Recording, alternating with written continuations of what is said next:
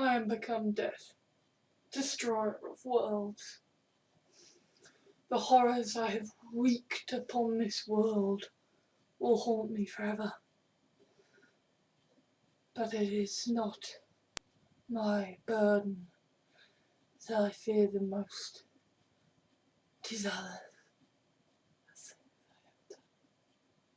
Ladies and gentlemen, welcome to another Gordon Jones review. And today, I've got a treat for you. Yes, I do.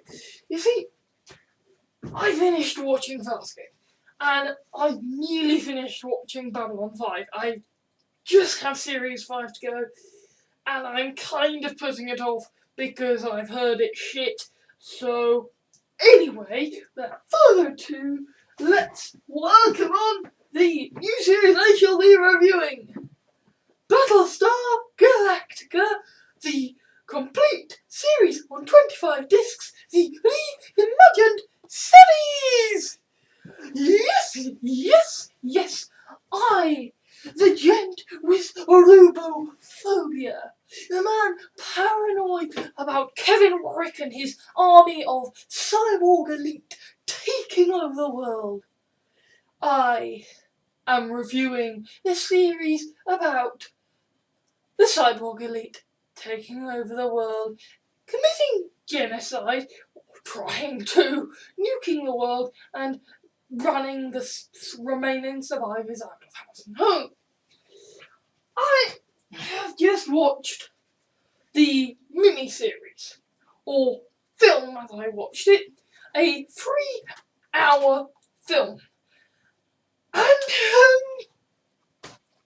it's a story of 2 hours. The first 2 hours were bleak. They were tedious and dull and depressing, and I was sitting there with the gun pressed against the side of my head going, okay, maybe this time I will actually just die and not get teleported to some other location because temporal paradoxes. But, I'm not that lucky. So it was dull and it was boring and the thing is, I like programs like Red Dwarf, like The Hitchhiker's Guide to the Galaxy. I like shows where the world explodes and the human race is dead and it's just like boom! Yeah, what are you gonna do about it? Because, shit happens. The entirety of humanity goes boom! And it's gone and it's bad and ooh! But never mind, because there's zany, futuristic, whimsical stuff happening.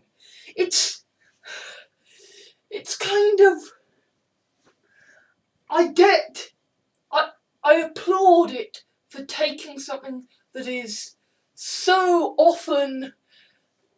Well, not so often, but that I have seen in others of the genre played for laughs and done quickly, and playing it out seriously, drawing it out, stretching it out, showing how tough and realistic and horrible this kind of thing is.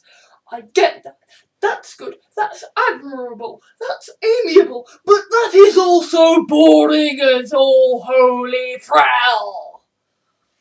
Seriously, it's just, yep.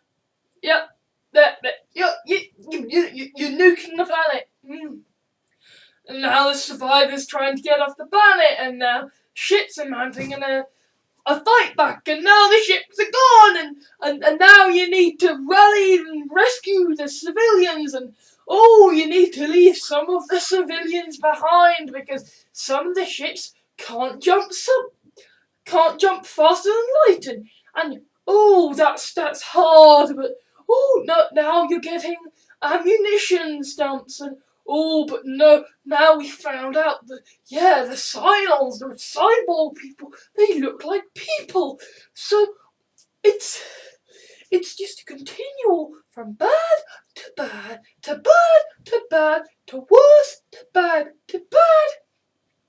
And the first 2 hours are just atrocious in their monotony and in how atrociously on the nose the dialogue is.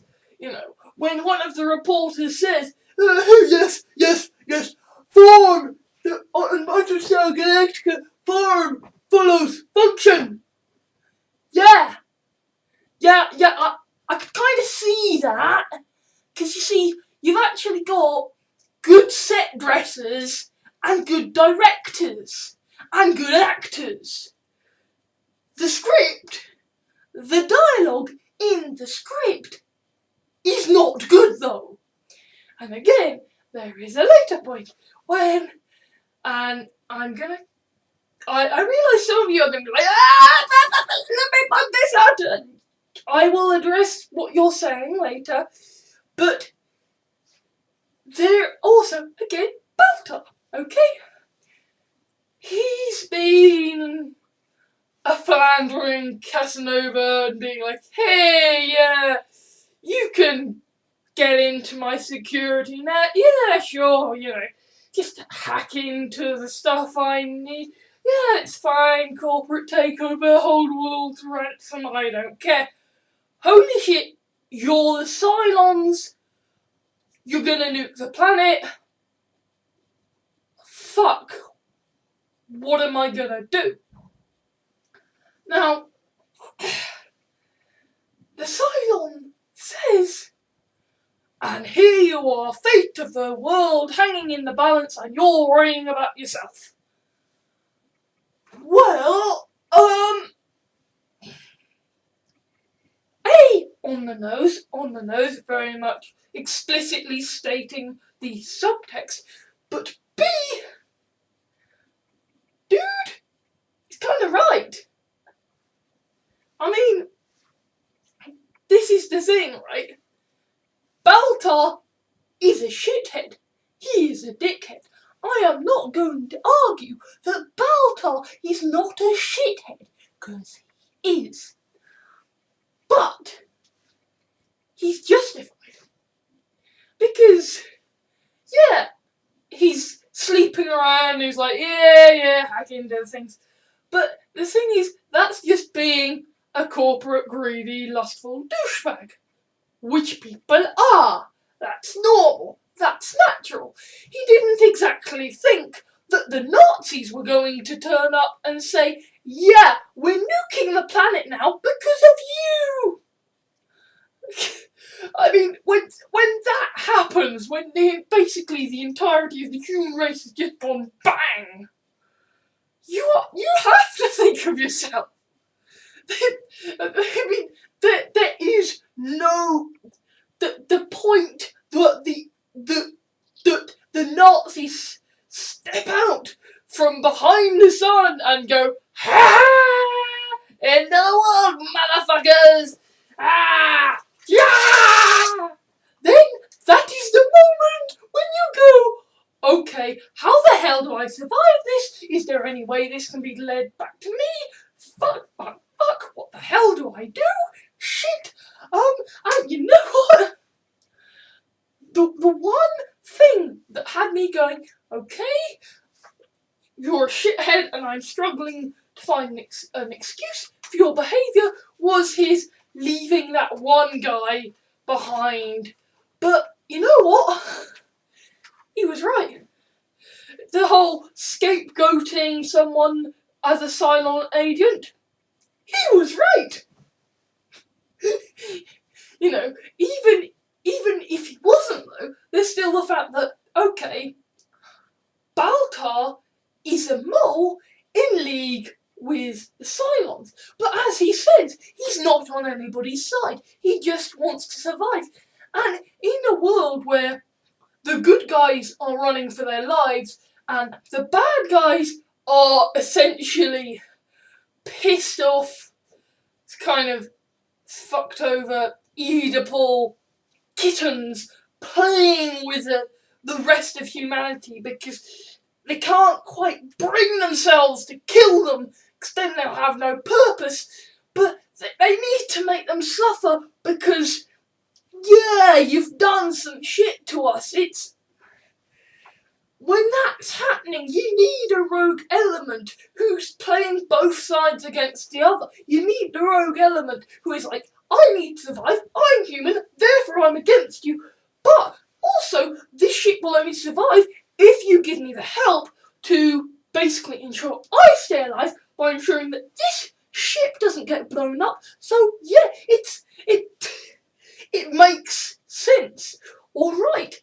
It's not exactly Snape being a double agent for Dumbledore because he always loved Lily. It is being a double agent out of, holy fuck, I'm in a massive hole.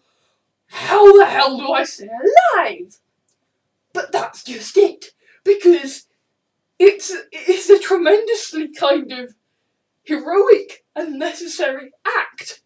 Necessitated by complete and utter dickishness and desperation. It's wonderful in its kind of depraved realism in how this guy would have to go. And then there's just like the fact that Adama, I mean. Okay, I don't know the relative time periods and whatever, and I don't know whether, like, because this is a reimagining that maybe Adama's character was in the original, but honestly, Adama is very much like Sam Vines from Discworld. He's the last DJ, he's the last good at his job person who knows how it is supposed to run, who has kept his shit going even though it is literally a museum piece, who is ready for the war when it comes. Sorry, doing politician's hand speak. Yes, we will be ready for the war when it comes, and we will be ready to deal with the Cylons by having our lower tech technology. Yes.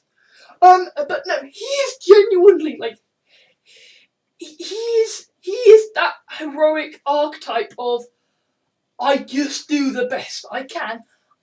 I have lived with this horror, and we won last time, we survived, we built a colony, so I'm not letting go of that, because somebody has to stick with it, somebody has to keep a ship flying, just in case. And he's right! Of course he's right. He's the hero, and he is the guy who it's like, okay, human against a Cylon. Okay, one of them quite ill from storm sickness, but still, it's like, yeah, he bludgeons the Cylon to death. 1-on-1 in the first story, during which the planet has been nuked. It's his ship, thanks to his antiquated technology, that saves the day, and it's him who beats the Cylon to death and says, yeah, we've got Cylon intruders. What we're gonna do about it? And then you've got Mr. Colonel Ty, who is the other side of Sam Vines in that. Colonel Ty is the alcoholic with the rage issues, who is good at his job but kind of has to be given a wake-up call to go, oh, yeah, right, crisis, yes, we shall do this. And yeah, he's not quite got the trust and confidence in himself, to the extent that it comes down to a close call, kind of, ship will go up in flames, well, ship's already in flames, and we've just cut the fuel lines, the whole ship could go up, something has to be done, and he looks to Adama, it's just like, I don't want to do this. Okay, I've got to do this. Okay, tough decision time. And I love the tough decisions. I love the tough decisions because, you know what?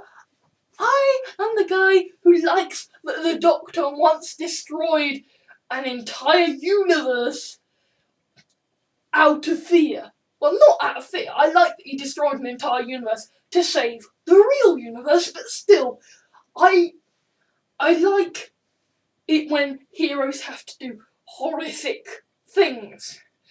And believe me, my God, I would have included these people on one of my teaching writing assignments about morally ambiguous heroes, and if I do it again, I will probably include it on the research.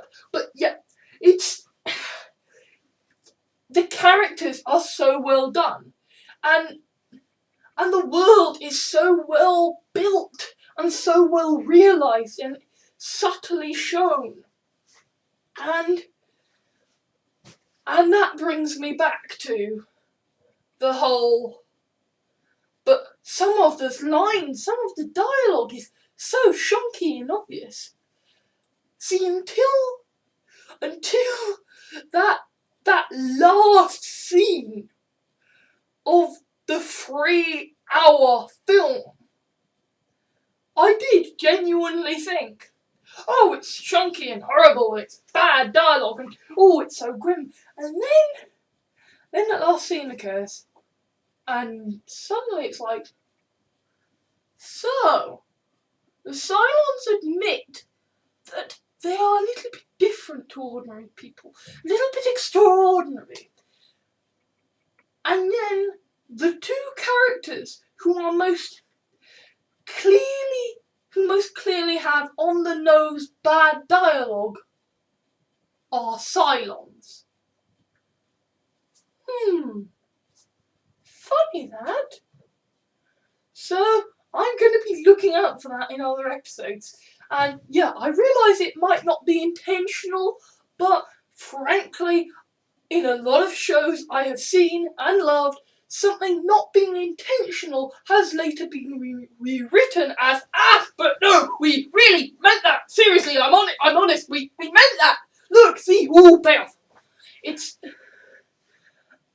I like that. I mean, it's such a well realised world, and I get now why Dissecting Worlds spent an episode talking about it. I get why Dissecting Worlds keeps coming back to it. I get why the lovely lady nerd behind that wall, actually likes Battlestar Galactica. Because, yes, the opening episode spends a lot of time focusing on holy hell, robots terrifying, taking over the world, bomb the earth, we're screwed, And yes, I find that boring because conceptually, yeah, don't care. But the thing is that it is actually a quite conventional narrative. And a narrative that is not too far removed from, and some Battlestar Galactica fans will probably want to lynch me after I say this, but it's not too far removed from Star Trek Voyager and Farscape. Because the thing is that Star Trek Voyager and Farscape are both ostensibly about people stranded in the middle of nowhere, journeying to get home, struggling to survive in a world where everything is working against them. And yeah, I would say Voyager does it worst. Farscape, I love, and it's bright and cheerful and fun and amazing, and oh my word, I could make love to that show. Not the puppets, though. Not the puppets. Anyway, enough about Rule 34. So yeah, the thing is that yes, it is bleak. Yes, it is subversive. Yes, it is averting tropes, playing with tropes. But the tropes are there. Okay? It is still, ultimately, when you get down to it, about a group of survivors travelling, searching for their way back home. It's just that their home is made up to give them hope. And they know they have nothing left because they've already seen it turn to dust. And again, a bunch of people who are travelling in the vague vicinity of Earth because humanity has been destroyed in a massive radiation disaster, and they are perpetually pursued by robotic life forms. Ooh, I wonder what that reminds me of. Red Dwarf. And yeah, Farscape is a pulpy, funny series about a puppet pissing fire. Red Dwarf is a pulpy, funny series about a hologram speaking backwards and having clones made of himself so that he can create an Aryan master race from which you will need to be rescued from. And The Hitchhiker's Guide to the Galaxy. Wow, you're such a hoopy fruit, man! Do you want to win an award for the most gratuitous use of the word fuck in a screenplay? And Voyager. A series where, yep, if you go faster than a certain speed, you will turn into a lizard and fuck your captain and never get punished for it. I realise I am comparing it to some quite lowbrow pulp, but that is lowbrow pulp that I enjoy. And the thing is, I can watch Babylon 5. No, I can watch Battlestar Galactica as the subversive show that satirises and criticises and plays with the tropes of these other more pulpy shows. Because ultimately, I want to learn about world building. And that is what Battlestar Galactica is doing. Yes, I realise they are also making it up as they go along. And yes, I know there is, and I am dreading, the episode where it turns out Adama is a Cylon. But until that episode, I think I'm going to like this series. Because, it can't all be 2/3 depressing bullshit, can it? It's cold outside, no kind of atmosphere. I'm all alone, more or less. Let me fly forward from here. Fun, fun, fun. In the sun, sun. Getting chased by Cylons. No, seriously. Battlestar Galactica. It is good, yes! It is good! And this miniseries has gotten it off to a cracking start. But I am bloody glad I have finished watching it because it was also tedious as all fucking shite. Oh, and by the way, yes, I've been up for an awful long time and I'm quite sleep deprived and not entirely thinking accurately. So, without further ado, this is Gone Down, the Antiquated signing out. Now, I wonder, is there any fell on the boat?